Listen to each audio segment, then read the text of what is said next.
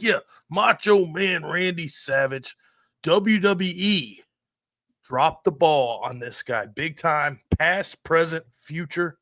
I don't know why WWE doesn't put him on the pedestal that everybody else does. Pop culture as a whole has this guy up here. I think WWE's always kind of not put him in that same breath with the Hulk Hogans, the Rocks, the Stone Colds, the Ric Flairs.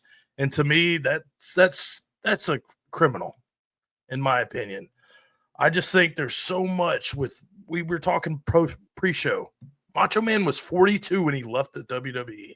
And Mm-hmm. everything that he accomplished from the IC title to Miss Elizabeth to the Mega Powers to even trying to usher in new talent in the 90s, man, the Macho Man was that guy.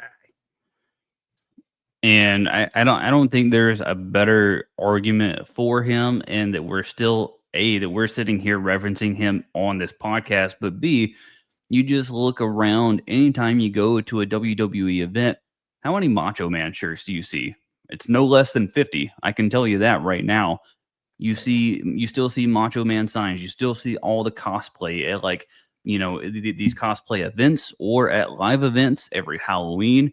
You still got the Slim Jim references in there all the time. I mean, he is just synonymous with pro wrestling. The catchphrase, oh yeah. I mean, people do that all the time that aren't even watching wrestling today. All the time. It's the electric purple that he's got on. It's the orange. It's the beard. It's the voice. It's the elbow drop. It's like, man, he could have easily been up there, Mount Rushmore. Oh, absolutely. And that's the thing. Like, you look at today's WWE, my God, what he represents that is basically the future of pro wrestling, whether it was the match planning, the character depth, just everything. This guy was the main event. He was money, and he could do everything that the superstars do nowadays in the 80s. That's how big of a deal this guy was. We're not even talking about the soap opera with Mrs. Elizabeth and the mountain moments with Hogan. Golly, dude, everything. But why does WWE blacklist this guy so much? There's got to be something more to it than just not liking the guy.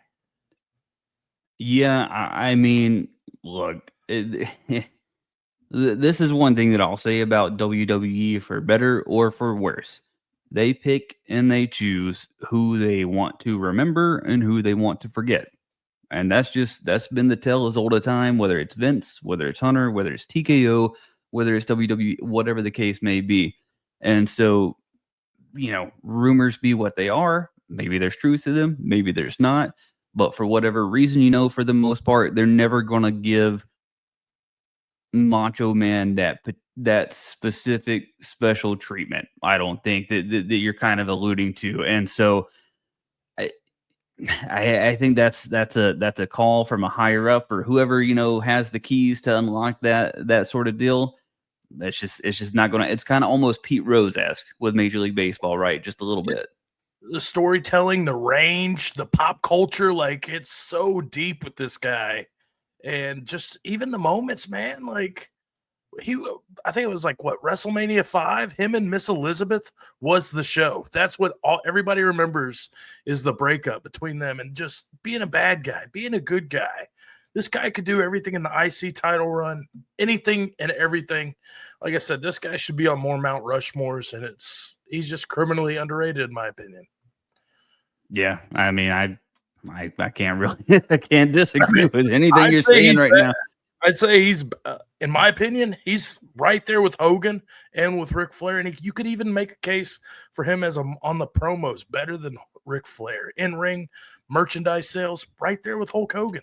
So I mean, yeah, and just real quick, I just remember we were talking about a little bit before too, just the amount of longevity that he had, because you told me that he left WWE when he was 42, and I was like, holy shit! So when did he go to WCW? And so at 42, which is crazy to think because of the amount of storylines that he still had with WCW, being in the NWO, being out there with Sting, and the like. It's just like, man, he had a stint in TNA. It's like so much went underutilized there, and he's not the first. He won't be the last, but he is just kind of that missed opportunity in terms of pop culture that I don't know. You just can't bottle that back up. You know what I'm saying? Yeah, he lived the gimmick 24/7. His intensity, his paranoia, everything made the character of the Macho Man unforgettable. That's why we're saying, at 42 years old, this is a guy in the 90s that was begging to have matches with Shawn Michaels, put up over these younger talents. And Vince McMahon just kind of, like I said, blacklisted him, made him go to WCW. Just like I said, WWE definitely dropped the ball with the Macho Man.